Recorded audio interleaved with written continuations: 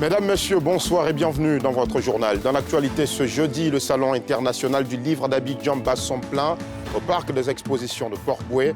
Et pour cette troisième journée dédiée aux institutions, le Premier ministre s'y est rendu. Robert Begré-Mambé a participé à un panel de partage d'expériences.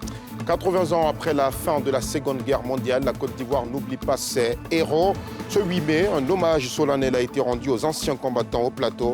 Entre reconnaissance et discours officiel, la mémoire reste vive.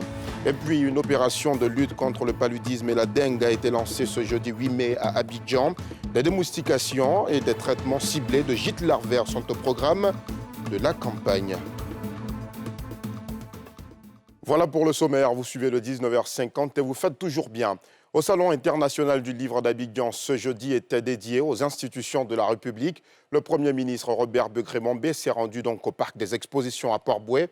Il a acheté des livres, en a dédicacé les siens, fait le tour des stands pour discuter avec les auteurs avant de participer à un panel de partage d'expériences. Le récit de Nikema Moussa et Fulgence Kissiedou. Troisième journée de la 15e édition du Salon international du livre d'Abidjan, SILA, consacré à la République. Le salon célèbre ses auteurs à travers un panel d'échanges auquel participe le Premier ministre ivoirien. Le chef du gouvernement a partagé son expérience du livre et a surtout exhorté les plus jeunes à la lecture. Après quoi, il a visité quelques stands avant de lui-même faire la dédicace de ses œuvres. Le livre est un pont entre souvent le passé, le présent et l'avenir. Mais le livre constitue aussi un référentiel dans lequel on peut avoir un dispositif qui nous conduit dans l'éducation que nous avons, dans la transformation de notre être intérieur. Je voudrais encourager les Ivoiriens à s'intéresser à la lecture, parce que la lecture est un voyage, une communication, une éducation et un renforcement des capacités. Donc le livre n'est un compagnon de notre vie de tous les jours. Par conséquent, j'invite les Ivoiriens à s'intéresser à la lecture et à visiter ces salons, parce qu'il y a beaucoup de choses extraordinaires qu'ils peuvent découvrir. L'avenir, le passé et le présent sont là. Cette présence du Premier ministre illustre l'engagement du gouvernement en faveur de la promotion du livre, de la culture et de l'accès à la connaissance. Le SILA refermera ses portes le 10 mai. Voilà 80 bonnes années qu'a pris fin la Seconde Guerre mondiale et 8 décennies plus tard, la Côte d'Ivoire n'oublie pas de rendre hommage aux anciens combattants. Leurs mérites et leurs efforts ont été reconnus à juste titre ce jeudi. C'était à la Maison des anciens combattants dans la commune du Plateau. Un cérémonial militaire, vous allez le voir, marqué par des discours officiels, le signe que la mémoire dans notre pays reste toujours vive. Le reportage d'Alimina Touré et Tanguy Konan. Au cœur du Plateau, ce jeudi, les pas résonnent au rythme du souvenir. Civils et militaires se sont réunis pour honorer ceux qui, hier encore, défendaient la liberté au prix de leur vie, 80 ans après la fin de la Seconde Guerre mondiale. La cérémonie s'est ouverte par la montée du drapeau national, moment solennel marqué par le respect et le recueillement. Autre moment fort de la cérémonie, la pose de gerbe par le général de brigade Sako Issa, représentant le ministre d'État, ministre de la Défense, Téné Birahima Ouattara, aux côtés de l'ambassadeur de France. Prenant la parole, le président de l'Association fraternelle des anciens combattants de Côte d'Ivoire, AFACSI, capitaine Yassongo Koné, a rappelé l'importance de cette date dans la mémoire collective. Pour nous, anciens combattants, c'est le rappel du sacrifice de millions d'hommes, dont nombre de nos frères d'armes africains qui ont combattu pour la liberté, l'égalité et la dignité humaine dans un monde ravagé par la haine et l'oppression. C'est un devoir de mémoire et un hommage solennel que nous devons perpétuer pour que jamais ces souffrances ne soient oubliées. L'ambassadeur de France en Côte d'Ivoire, pour sa part, a exprimé sa reconnaissance et mis en lumière les efforts conjoints pour la paix. Ça fait 4 ans que la Côte d'Ivoire n'a pas été attaquée dans le nord, au moment où d'autres pays voisins, pas si lointains de la Côte d'Ivoire, sont attaqués presque quotidiennement.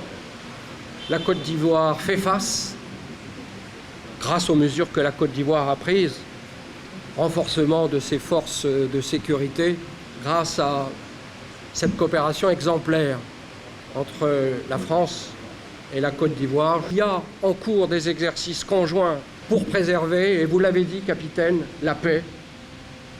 C'est toujours important de préserver la paix. J'ai envie de dire, c'est encore plus important en Côte d'Ivoire en 2025. La Seconde Guerre mondiale constitue le conflit armé le plus vaste que l'humanité ait connu, mobilisant plus de 100 millions de combattants de 61 nations, déployant les hostilités sur quelques 22 millions de kilomètres carrés et tuant environ 62 millions de personnes, dont une majorité de civils. Le verdict du procès très attendu opposant Valérie Yapo à Tidjane Thiam, le président du PDCI-RDA, a été reporté au jeudi 15 mai prochain, dans une semaine donc. Un autre report qui suscite l'impatience des deux parties.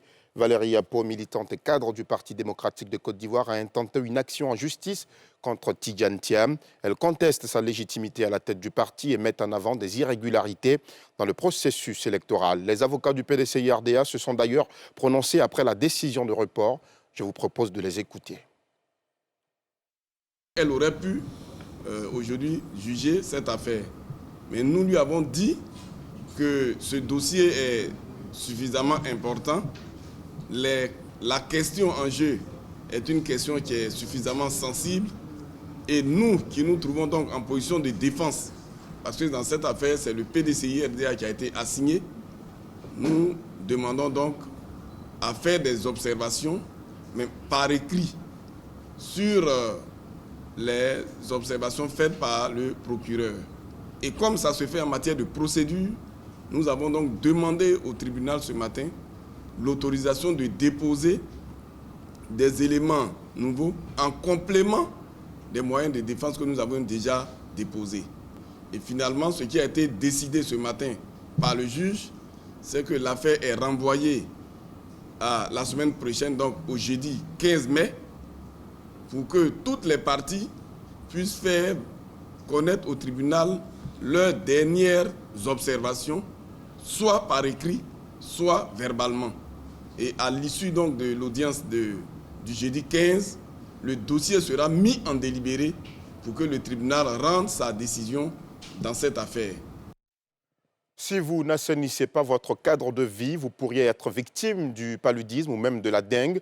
Voilà un des messages qui pourraient être donnés aux populations lors de l'opération de lutte contre le paludisme et la dengue. Elle a été lancée ce jeudi même à Abidjan. Des démoustications et des traitements ciblés de gîtes larvaires sont au programme de la campagne. C'est une campagne organisée par le Programme national de lutte contre le paludisme et l'Institut national d'hygiène publique en coordination avec les directions sanitaires de district. Nadia Eja, Eric Kimo.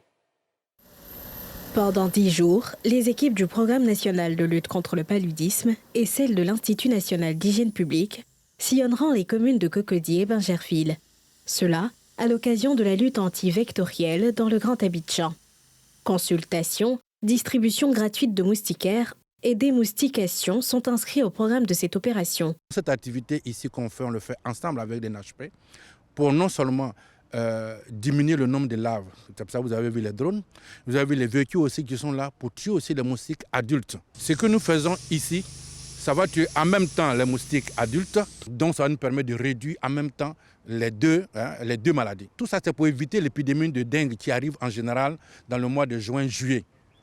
Et on fait cette activité en prélude aussi de la pluie. Pour que cette opération soit efficace, une prise de conscience de la population est nécessaire. D'où l'appel lancé pour éliminer les gîtes larvaires qui se trouvent entre autres dans les récipients de stockage d'eau, les objets abandonnés et les pneus usagés. Pour nous, la partie la plus intéressante et plus importante, c'est l'appropriation des populations. Et c'est à ce niveau-là qu'on essaie tant bien que mal de sensibiliser la population à reconnaître elle-même et à éliminer les gîtes larvaires. Cette opération, lancée ce 8 mai, va durer jusqu'à la fin du mois d'août. En plus des 10 jours de démoustication à Cocody et Bingerville, elle se fera une fois par mois dans chacune des communes d'Abidjan. Les drones pour la pulvérisation ont été renforcés, passant de 2 à 4, avec une capacité de pulvérisation de 400 hectares en 45 minutes contre 100 hectares en 15 minutes d'autonomie. Et toujours dans le chapitre de la santé, on vous invite à présent à vous souvenir des orphelins du sida, et cela à l'occasion de la journée mondiale qui leur est dédiée. L'ONG Enfants sans sida, en collaboration avec l'inspection de l'enseignement préscolaire et primaire de Port-Bouët, a organisé l'événement ce mercredi 7 mai au groupe scolaire BAD à Port-Bouët. Une journée, vous allez le voir, pour sensibiliser l'opinion publique à la réalité que vivent ces enfants, trop souvent oubliés. Faltia Koulibaly, Eric Kimou. L'enceinte du groupe scolaire BAD à Port-Bouët. Des enfants venus en grand nombre à la célébration de la 12e édition de la Journée mondiale des enfants orphelins du sida. Une journée à la fois symbolique et porteuse d'espoir. Je leur dis surtout en septembre, quand je ramène les kits scolaires, je leur demande de ne pas se disqualifier par la maladie ou par leurs conditions ou environnement de vie, mais de savoir qu'ils sont l'espoir de demain. Ces enfants-là ont beaucoup de talent, ils sont très intelligents. Et si on ne rétille pas dans la tête de ces enfants que ce n'est pas un frein, cela peut faire mourir les dons, les capacités qu'ils ont. Ce que j'aimerais dire aux enfants, c'est que même si la vie a fait en sorte qu'aujourd'hui ils sont sans parents, ils ne sont pas seuls. Nous sommes là par la grâce de Dieu. Nous, chacun de nous ici et bien d'autres, sommes là pour accompagner ces enfants, pour leur donner de l'amour, de l'espoir. L'initiateur a profité de l'occasion pour dresser le bilan des actions menées, tout en soulignant les avancées ainsi que les défis auxquels l'organisation reste confrontée. Le bilan positif, c'est que tous ces enfants qui sont porteurs sont aujourd'hui sains. C'est-à-dire jusqu'aujourd'hui, on n'a pas encore de 0 décès. Ça, c'est le premier élément. Tous ceux qui participent aussi également en termes de la scolarité, aujourd'hui, il y a l'excellence au niveau de l'école. Ça, c'est les deux grands défis que nous avons aujourd'hui pour ces enfants. La difficulté que nous rencontrons, c'est que malheureusement, nous n'avons pas de subvention. Donc, c'est par le biais des personnes de bonne volonté pour alimenter tout ce qui est comme dans le cadre de l'organisation de nos activités, dans le suivi des enfants, le traitement et tout ce qu'on peut imaginer pour toute personne qui vit avec le VIH. La Journée mondiale des orphelins du sida, observée le 7 mai, met en lumière les situations des enfants ayant perdu un ou deux parents à cause du VIH-Sida. Selon l'ONU-Sida, plus de 13,4 millions d'enfants dans le monde sont orphelins en raison de cette pandémie. En Côte d'Ivoire, le Programme national de prise en charge des orphelins et autres enfants rendus vulnérables du fait du VIH-Sida, PNOEV, estime à 476 391 le nombre d'enfants affectés par cette tragédie. Et dans le chapitre religion, le nouveau pape est connu depuis 18h GMT. Les 133 cardinaux réunis en conclave au Saint-Siège à Rome ont porté leur choix sur le cardinal américain Robert Francis Prévost, qui s'est donné le nom de Léon XIV. Il est apparu peu après la fumée blanche devant une foule compacte de fidèles catholiques en liesse. Léon XIV est le premier pape américain. Il est d'ailleurs né à Chicago. Dans son premier discours, le pape s'est souvenu et a rendu hommage à son prédécesseur, le pape François. Le pape François, qui l'avait d'ailleurs nommé préfet du Dicaster pour les évêques en janvier 2023, le chargeant ainsi de la sélection des évêques. Le 30 septembre 2023, il l'a élevé au rang de cardinal. C'est donc seulement après 20 mois de cardinal-là que Monseigneur Prévost accède à ce rang. Il a aussi la réputation au sein de la curie, le gouvernement du Vatican, d'être un modéré capable de concilier les points de vue divergents. Les vaticanistes en avaient fait leur favori parmi les cardinaux américains en amont de l'élection sur la base de son expérience du terrain, sa vision globale et sa capacité à naviguer au sein de la bureaucratie vaticane. Il déclarait d'ailleurs en 2024 au site internet Vatican News, et je cite, « Un évêque ne doit pas être un petit prince assis en son royaume, il doit être proche du peuple qu'il sert et marcher avec lui, souffrir avec lui. » Fin de citation. Une image a attiré notre attention au moment de la première apparition du pape Léon XIV devant cette foule compacte. C'est celle du prêtre ivoirien Jean-Jacques Didier Boisblé que vous pourrez vous apercevoir ici sur cette image à droite. Il tient donc en main le crucifix originaire du diocèse de Yopougon.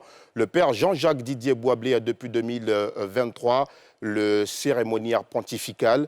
Entendez par là le maître des cérémonies du Vatican. Il a été nommé par le pape François, une décision historique qui fait du père Boisblé le premier Ivoirien à accéder à une telle distinction au sein du Vatican.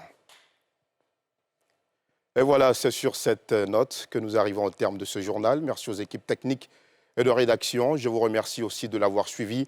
Dans quelques petites minutes, Ali Diarra-Souba prend l'antenne. Il reçoit ce soir, dans un tout nouveau numéro de Sans Réserve, l'homme politique Charles Blé Goudet. Ils passeront bien évidemment en revue l'actualité politique nationale. Bonne soirée et restez sur la nouvelle chaîne ivoirienne.